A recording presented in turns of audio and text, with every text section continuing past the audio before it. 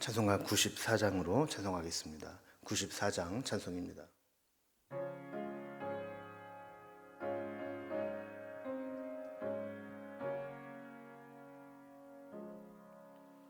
주 예수보다 더 귀한 것은 없네. 이 세상 부귀와 바꿀 수 없네. 영죽은 내 대신 돌아가신 그 놀라운 사랑 잊지 못해. 세상 즐거움 다 버리고 세상 자랑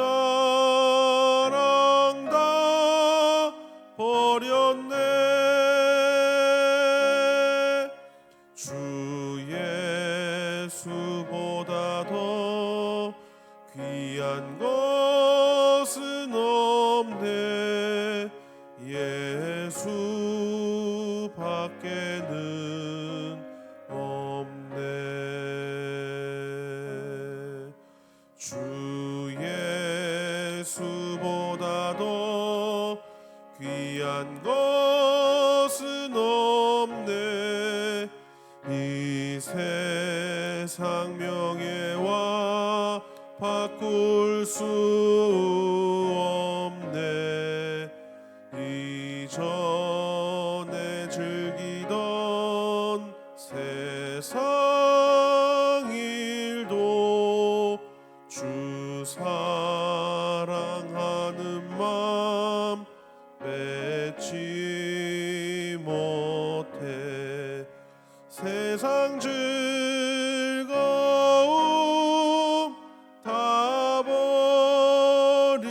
버리고 세상 자랑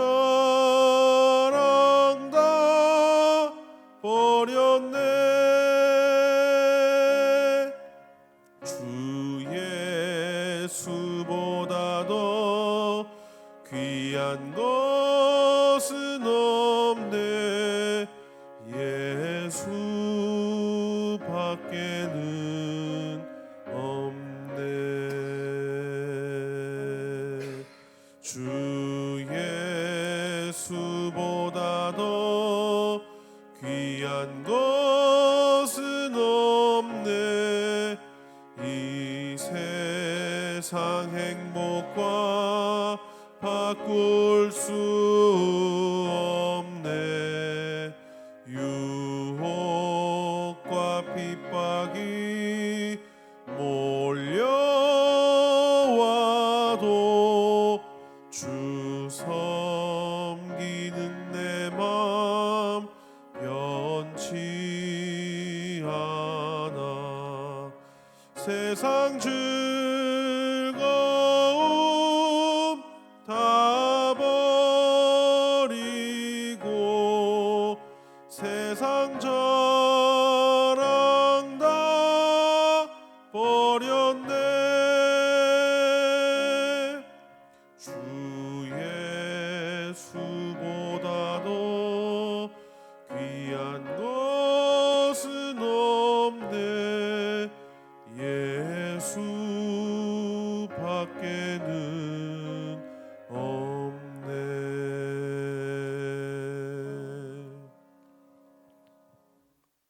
아멘. 오늘 함께 나눌 하나님 말씀은 구약성경 열왕기상 15장 25절에서 32절까지 말씀입니다.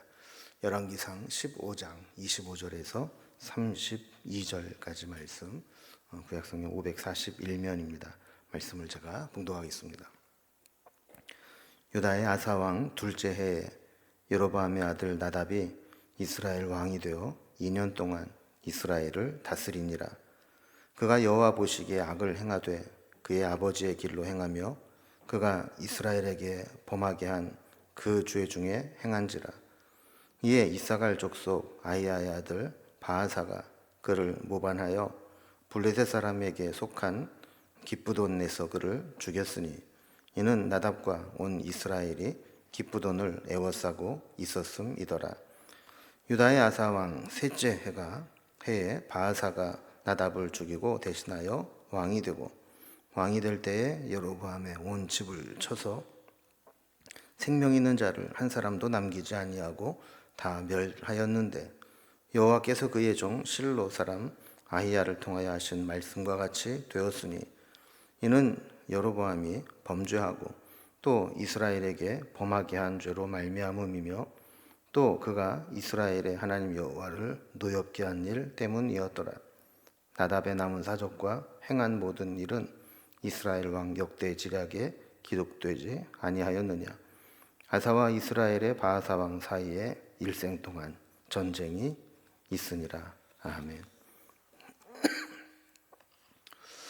남왕국 유다에는 아사와 여호사밧과 같이 그래도 종교 개혁을 일으키고 하나님의 뜻대로 통치하고자 했던 왕들이 있었습니다. 그러나 이제 북왕국 이스라엘은 처음 시작부터 우상 숭배와 죄악에 물들었고 그것이 한 번도 개혁된 적이 없습니다. 여로보암 자신도 정권을 공고히 하기 위해서 성전이 있는 남왕국 유다와의 관계를 끊어버리는 정책을 썼습니다. 그러다 보니까 하나님을 대신할 우상을 만들게 되고 성전을 대신할 산당들을 만들게 되고, 또 유대교에 있었던 율법에 있는 모든 종교법들을 다 바꾸고 이렇게 하게 되면서 자연스럽게 우상을 섬기게 만들었죠. 여로보암의 아들 나답도 왕이 된 이후에 별반 다르지 않았습니다. 아버지 여로보암이 했던 우상 숭배와 죄악의 길을 그대로 따라갔습니다. 자기도 그 죄를 따라가고 또 백성들도 그 죄로 이끌었습니다. 그는 2년이라는 짧은 기간밖에는 왕으로 있지 못하게 됩니다. 그나마도 이 바아사가 반역을 일으키게 되면서 나답이 죽고 이렇게 여로보암의 왕조는 끝이 나버리고 말았죠. 오늘 이게 나답의 통치를 살펴보게 되는데 내용을 본문을 이제 단락별로 구분을 해보면 먼저 25절과 26절은 나답의 통치에 대한 평가가 나오게 됩니다. 그리고 27절에 30절까지는 나답이 바아사에게 암살을 당하고 무반을 당하게 되는 내용이 나옵니다. 그리고 31절과 32절은 나답의 통치 종결부로서 마지막 부분을 다루고 있습니다. 자, 그럼 먼저 나답의 통치에 대한 평가를 한번 보도록 하겠습니다. 그의 통치 재위 기간을 25절에 보면 남왕국 유다 아사왕 2년에 북이스라엘에는 여로보암의 아들 나답이 이스라엘의 왕이 되었다 이렇게 기록을 합니다. 그런데 2년밖에는 다스리지 못합니다. 26절에 보면 그의 통치를 평가하는데 그가 여호와 보시기에 악을 행하되 그의 아버지의 길로 행하며 그가 이스라엘에게 범하게 한 그 죄 중에 행한지라 그랬습니다. 그러니까 아버지의 길로 행했다 그랬어요.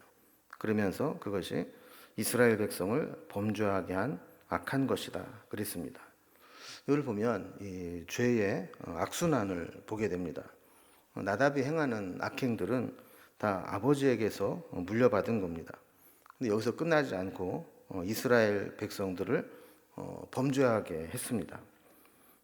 죄는 경건하게 살다가 갑자기 접하게 되면 좀 두려운 존재로 느껴지지만 처음부터 죄에 물들어 있다 보면 나중에는 익숙해져서 이 죄를 죄로 여기지 못하게 되는 것이죠. 그래서 죄에 물든 가정에서 자라난 자녀는 죄 짓는 것을 그렇게 심각하게 느끼지 못합니다. 그래서 우리도 우리 자녀들에게 어떤 모습을 보여주고 있고 자녀들이 우리의 모습을 보면서 어떤 길로 가도록 본을 보이고 있는가 하는 것을 깊이 생각해 보아야 합니다. 행여라도 우리가 우리 조상들로부터 올바른 것들을 보고 배우지 못했다면 나 때부터라도 그들 끊어버리고 악순환의 고리가 끊어져서 우리 후대에는 믿음으로 설 수 있는 그런 길로 가는 것이 필요하다는 것입니다. 자, 이런 나답을 하나님께서 어떻게 심판하시는가가 두 번째 단락에 나옵니다. 그래서 바하사에게 암살되는 장면이 나오게 되는데요. 이렇게 아버지를 따라서 개혁을 이루지 못하고 계속해서 똑같은 죄에 빠지게 되어 있는 나답에게 하나님의 심판이 시작됩니다. 이 남한국과 북한국에 계속해서 전쟁을 하게 되면서 이 국력이 분열되는 틈을 타서 블레셋은 힘을 모으게 됩니다. 그리고 이스라엘의 성을 빼앗게 됩니다. 그래서 27절 말씀에 보면 나답이 블레셋에게 빼앗겼던 땅 기브돈을 다시 빼앗아 오기 위해서 출정을 하게 되는 것을 보게 되죠. 이 기브돈이라고 하는 곳은 원래 단지파 땅으로서 레위 지파의 그앗 자손에게 분배된 성읍이었습니다. 그런데 남한국 북한국이 계속 치고받고 전쟁을 하면서 정신없는 틈을 타서 블레셋이 그것을 에워싸고 점거하고 있었던 것입니다. 자, 이제 나답이 그것을 다시 빼앗아 오려고 한 거죠. 28절에 보면 이렇게 출정을 했을 때 그 바하사가 나답을 죽이면서 대신 왕이 되었다 그럽니다. 그 전까지 이 바하사가 어떤 위치에 있었는지 정확히 알 수는 없지만 지근거리에서 이렇게 왕을 죽일 수 있었던 것은 아마 그만큼 군사를 움직일 수 있고 나답 근처에 있어서 군사적 통제권을 가지고 있었던 왕이 아니었는가 이렇게 볼 수 있는 것이죠. 바하사가 반역을 일으킨 후에 첫 번째로 한 일은 여로보암 가문을 숙청하는 일이었습니다.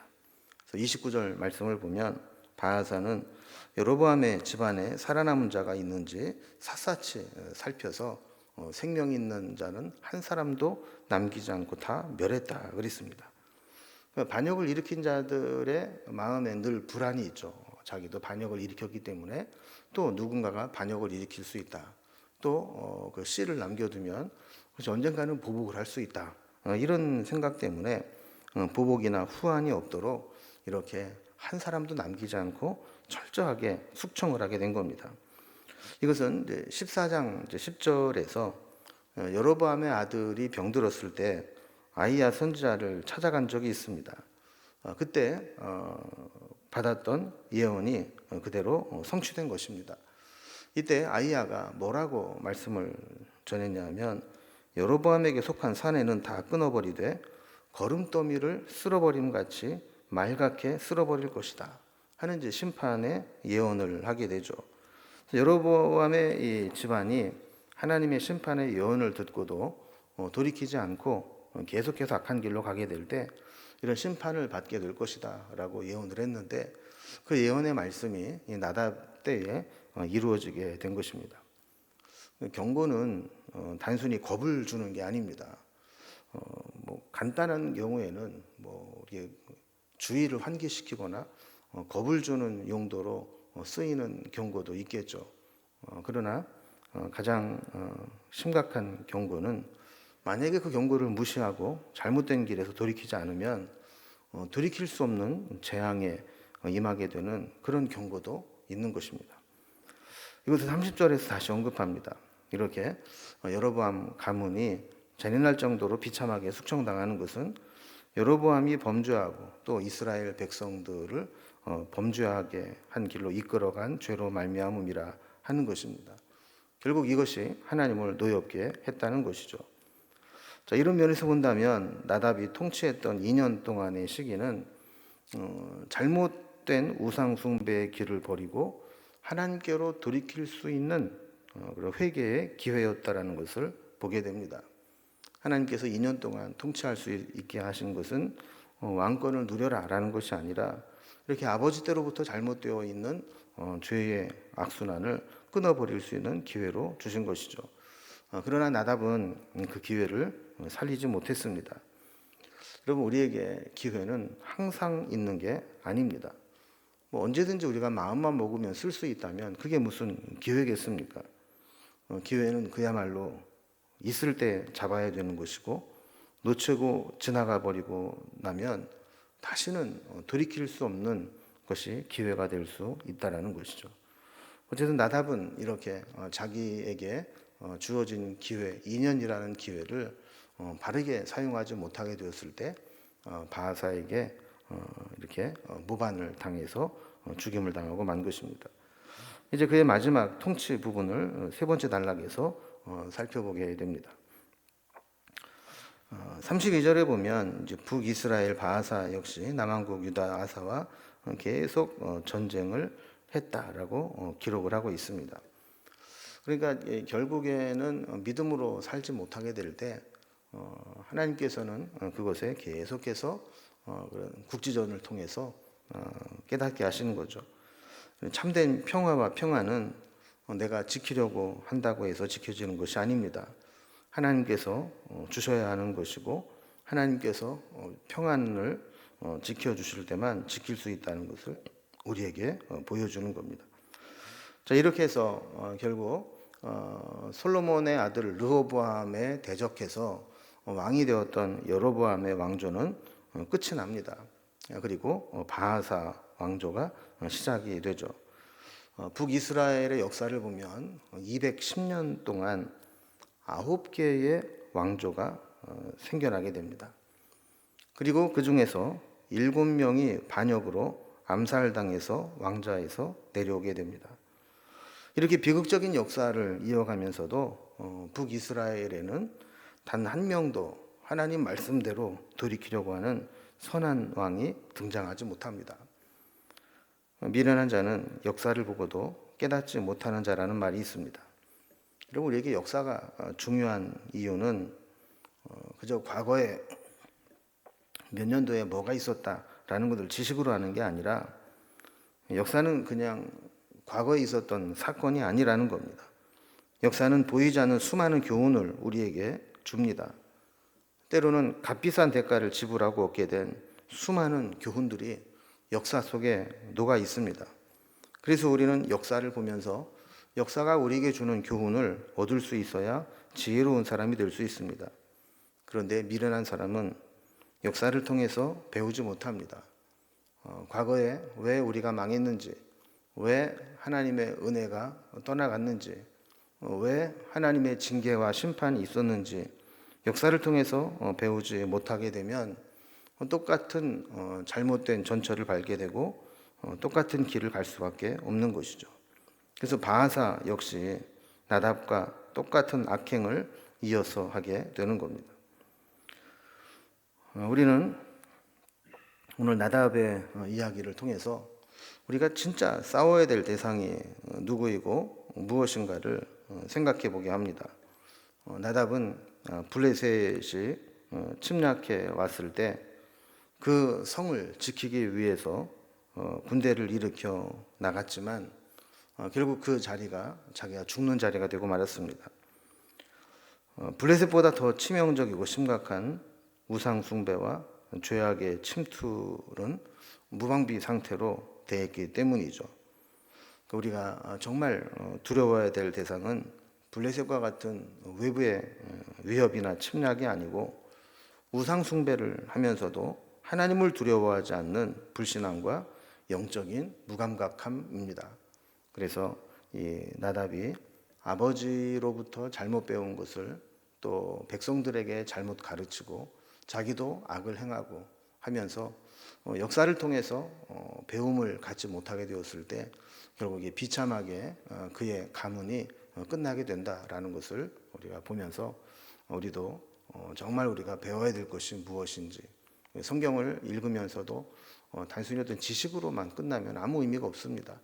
성경이 나에게 주시는 메시지가 무엇인지, 영적인 교훈이 무엇인지 그것을 찾아서 나의 삶의 지표로 삼는 것이 필요한 것이죠. 이렇게 나답과 같이 잘못된 길에서 돌이킬 수 있는 기회를 살리지 못하고 망하게 되는 자가 아니라 하나님께서 기회를 주실 때 그 기회를 잘 잡을 수 있는 지혜로운 자가 되기를 주님의 이름으로 기원합니다. 기도하겠습니다. 하나님 아버지, 나답은 여로보암의 뒤를 이어 왕이 되었지만 2년밖에는 통치하지 못했습니다. 그러나 돌아보면 그 2년이라는 세월이 하나님께로 돌아갈 수 있는 하나님이 주신 기회였음을 보게 됩니다. 그 기회를 놓쳐버리고 세상적인 것만 따라가다가 결국에는 비참하게 그의 왕조와 그의 가문이 끝나는 것을 보게 됩니다. 우리에게도 이런 것들을 분별할 수 있는 지혜를 허락하여 주시옵소서. 역사를 통해 배우게 하시고 성경을 통해서 배우게 하시고 주신 말씀을 통해서 영적 교훈을 삼을 수 있도록 인도해 주시옵소서. 그리고 눈에 보이는 성읍이 중요한 것이 아니고 내가 막지 못하면 언젠가는 나를 넘어뜨리게 하는 우상 숭배와 죄와 불신앙이 더 위험하다는 것을 깨달아 알 수 있도록 인도해 주옵소서. 오늘도 늘 깨어 있기를 원하고 말씀과 기도로 하루를 살아가기를 원하오니 내내 우리와 동행하여 주시고 우리의 기도를 들어 주시옵소서. 예수님의 이름으로 기도드리옵나이다. 아멘. 각자의 기도 제목들로 자유롭게 기도하시겠습니다.